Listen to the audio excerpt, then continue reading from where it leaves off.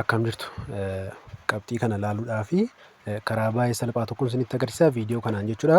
Nama tokko yoo hin gaafatin ofii keessanii akka ilaallattanutti jechuudha. Qabxii kan kutaa 8ffaa ta'us kan kutaa 6ffaa ta'us jechuudha. Kana bakka sarchii kana tuqxu jechuudha. Kunoo bakka sarchii kana iddoo kana tuqxu jechuudha. Kunoo as erga tuqxanii booda maal gootu jechuudha. Maqaa chaanalii kanaa irratti barreessuu dandeessu jechuudha. Kunoo maqaa chaanalii kanaa irratti barreessitu jechuudha. Kunoo maqaa chaanalii kanaa gaafa irratti barreessitan jettan kunoo akkasitiin Aminoo jettanii akkasitiin bifa kanaan iddoo sarchii gootu sana irratti barreessitu jechuudha. Sana booda erga irratti gootanii booda gara kana dhuftu jechuudha. Kan peejii kana fuula gara gadii kana irra isinii kaa'eera. Asirraa dhuftanii bu'aa kan kutaa 6 ilaaluudhaaf warra barbaadan kunoo liinkii kana irra tuqxu jechuudha. Erga liinkii warra kutaa 8 ilaaluu barbaadan immoo kunoo asirra tuqxu jechuudha. Kunoo isa kanarra tuqxu jechuudha. Kutaa 8 immoo jechuudha. Bakka kun kutaa 8 kutaa 6 bifa kanaan ilaaltu jechuudha. Amma fakkeenyaaf kan kutaa 8 ilaaluun barbaadatu ta'e kunoo akkasitiin asirra tuqaa jechuudha. Erga akkasitiin asirra tuqee booda naa fida jechuudha. Kunoo akkasitiin. Okay.